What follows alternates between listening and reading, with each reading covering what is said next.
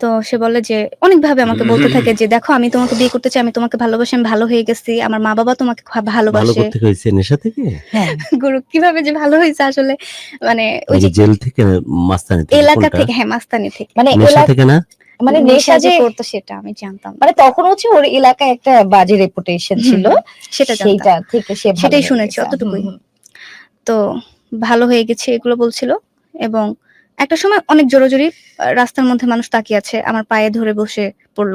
পায়ে হুম, ধরছে? হুম। বেটা নেশা থেকে, মাস্তানি থেকে হুম, না। হুম, হুম, হুম। এবং ফেন্সিডিল বা হিরোইন টাইপের নেশা। বাবা হতে পারে। কোনটা বেটা? হতে পারে গুরু আমার এখনো আবিষ্কার ধারণা হয়নি? হ্যাঁ, এরপরে হয়েছে না এখন শুনিনি। ফেন্সি ইয়াবা। ইয়াবা, হ্যাঁ। হুম, হুম। নাহলে পাওয়া যেত না। হ্যাঁ, আচ্ছা, হ্যাঁ, তারপরে তো পা ধরে ফেলছে না লোকজনের মধ্যে? হ্যাঁ, বাবা। বসে বাবা, পড়েছে। আমার হ্যাঁ। সামনেই বসে পড়েছে। ঠিক আছে। হুম, বসে হুম। পড়ার পরে যে বলল, "তুমি আজ যেও না। আমি জানি আজকে গেলে তোমার মা-বাবা তোমাকে আর কখনো এখানে ব্যাক করতে দিবে না।" হুম, ওর মাকে ফোন দিচ্ছে। হুম। ও দেখো আমার মা কান্না করতেছে। আমার মা তোমাকে চায়, আমার ফ্যামিলি তোমাকে চায়, আমি চাই। পুরো একটা ব্যাসাকার তৈরি করে They are ফেলতো the ওখানে। master of emotional blackmail. হ্যাঁ, হ্যাঁ। তুই সেখানে জানিস না তো না? এই তত্ত্ব পড়িসনি কখনো। তখন জানতাম না গুরু। ইমোশনাল ব্ল্যাকমেইলের মাস্টার। হুম। তো তারপরে আমি না চাইতেও আমি সত্যি সেদিন আমি কেন রাজি হয়েছিলাম আমি রাজি জানি হয়েছিস না। যে ইমোশনাল ব্ল্যাকমেইল করতেছে। হুম, হুম। যদি একদিন জানতি যে বাবা খোররা ইমোশনাল ব্ল্যাকমেইলের মাস্টার, তাহলে তুই রাজি হতি না। হতি কি? আমার এই ভাইয়ের সাথে যদি দেখা হতাম বলে দিতাম যে বিশ্বাস কর না কর, বাবা করতে বিশ্বাস করি না। এই মাদার চোতরা বাবা খোররা এরা হচ্ছে ব্ল্যাকমেইলের মাস্টার। বুঝছিস না বুঝিস নি? আমি কিন্তু প্রথম শব্দটা বাইরে বলেছি, তুই শুনে ফেলেছিস, বাট এরা হচ্ছে মাস্টার। এটা যদি জানতি তোর যদি এরকম খারাপ একটা ভাই থাকতো যে কিছু বাবাকোর বন্ধু বান্ধব আছে, পরিচিত মানুষ আছে, অথবা তোর ভাইও বাবাকোর, তাহলে তোকে শিখাই দিত যে এরা আর যাই হোক তোকে বিশ্বাস করতে নাই, কারণ এরা তোর পা কেন কুকুরের মতো গড়তে থাকবে, তারপরে তোর বলে তোকে কনভিন্স করবে, ইমোশনাল ট্র্যাপ করার, ইমোশনাল ব্ল্যাকমেইল করার মাস্টার এটা। বুঝছিস না বুঝিস নি? ওকে, তারপর সে একটা ট্যাক্সি ভাড়া করে এবং কত কি করবে? ট্যাক্সি থু, এক কর্নারে শালার সে বসে বাবা খোর মাদার চোত। তারপর এবং এক কর্নারে আমি বসি এবং আমি তখন আর কি আমার কাছে সব বাবা খোর একই, জানিস সেটা? আমি sorry for your boyfriend and all, সব বাবা খোর এরকম। এই শালারা পায়ের কোনায় কোনায় ঘুরবে, একবারে কুকুরের মতো পিছনে লেগে যাবে। বুঝছস না বুঝিস নি? দিয়ে তোকে ইমোশনালি ট্র্যাপ করবে। বল। তারপর গেলাম আমি গাড়িতে বসেই ফলো করেছিলাম যে ও একটা উকিলের সাথে কথা বলছে। উকিলের সাথে কথা বলছে এবং বিয়ের অ্যারেঞ্জমেন্ট করছে। তো একটা সময় ওখানে পৌঁছে গেলাম আমরা। রাস্তা থেকেও একটা ওর ফ্রেন্ডকে নিল। ওর ফ্রেন্ডটা ওই ভাইয়াটা ভালো ছিল, হৃদয় তোর ভাইয়া ভাইটা নাম নাই? আছে। আমার ছোট ভাই আছে ওহো, দুইটা। আমার মতো একটা বাবাকোর ভাই থাকলে তো শিখাই দিতাম এগুলো চিটার বাটপার, ইমোশনে পড়তে নাই। তারপর বল।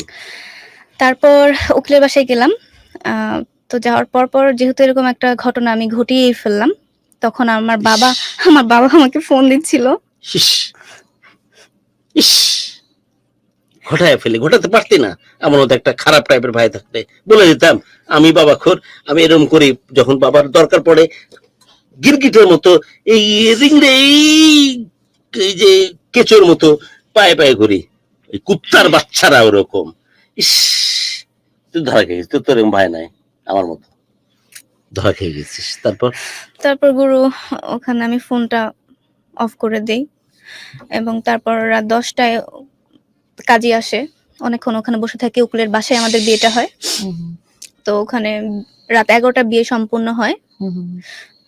বিয়ের কার্যক্রম বিয়ে সম্পর্কে আমার কোনো ধারণা ছিল না। কাবিননামা সব ওই করেছিল, ওই বলেছিল। কাবিননামা কত ছিল আপনাদের? 1 লাখ টাকা। আচ্ছা, আচ্ছা। যদিও ওই নির্ধারণ করেছিল। যদিও আমাকে উকিল অনেকবার জিজ্ঞাসা করেছে আমি কি চাই।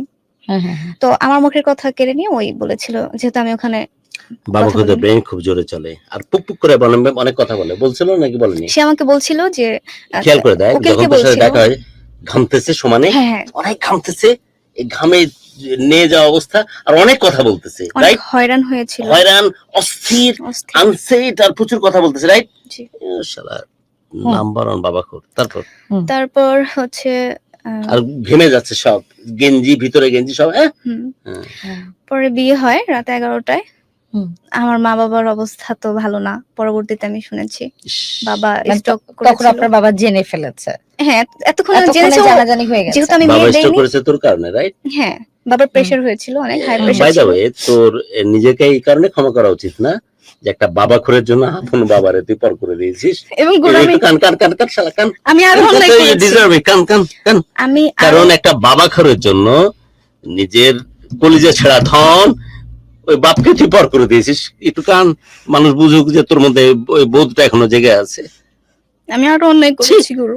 আরো করেছিস? ক ক ওগুলা কর। তারপর বিয়ে হয়ে গেল এবং আমার বন্ধুদেরকে বলে রাখি, শালা কাউকে বিশ্বাস কর না কর, বাবা করতে বিশ্বাস করিস না। The freaking number on Chutia এরা, ফেন্সি কর, বাবা কর, প্লিজ এদেরকে বিশ্বাস করিস না। একটা খুনিকে বিশ্বাস কর, একজন প্রতারককে বিশ্বাস কর, একজন ভণ্ড রাজাকার ছিনতাইকারী বিশ্বাস কর, বাট এসব বাবা খুন না। এরা হচ্ছে রাস্তার কীট, এদেরকে বিশ্বাস করা ঠিক না। হ্যাঁ, ওকে। তারপর বিয়ে হয়ে যায়, ওদের বাসায় নিয়ে যায় সাথে সাথে। তো বাসায় যাওয়ার পরে আমি আরেকটা সারপ্রাইজ পাই যে আমার জন্য 2টা 3 পিস বানিয়ে কে রেখেছে কে কে ওই ছেলে? তার মা। মা ওই ছেলেও করতে পারে, বাবা করতে একটা স্বভাব। না মানে আবার যেহেতু নেশা এটা ভোর হয়ে গেলে আবার যে না মানে যেহেতু এই বিয়েটা ছিল ফ্যামিলি প্রোডাকশন, মানে তারা সবাই মিলে যেহেতু arrange করেছে। ওই মহিলা আর ওই দাদি, এদেরকে চাইলে এদের ফাঁসিতে দেওয়া উচিত। এই কারণে এরাও জানে যারা বাবা খোর, ওর পোতা এবং ওর সন্তান, এরাও জানে, কিন্তু শুধরানোর জন্য ওরা কোথাইতে পারেনি, তোর মতো একটা মাসুম বাচ্চারে ব্যবহার করছে, বুঝছস?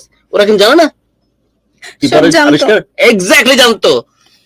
এই সব মা আর সব দাদি বলদের ব্যাক সাইড দিয়ে বাইরে এরা মানুষের বাচ্চা না।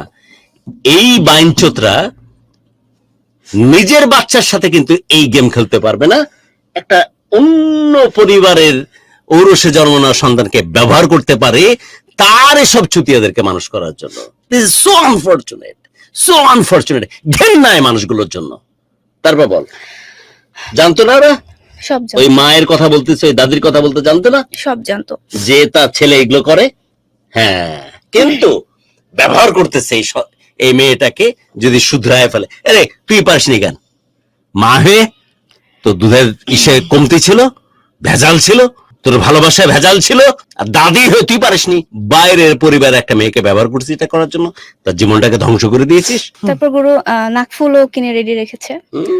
তারপর যাওয়ার পরে নাকফুলটা পরিয়ে এই দিল। নটাঙ্কি গল্প বাদ দিয়ে অন্য গল্পে যা। তারপর কি করলো? এই তো, এদের সম্বন্ধে আমার বিয়ের মুখস্থ করা আছে।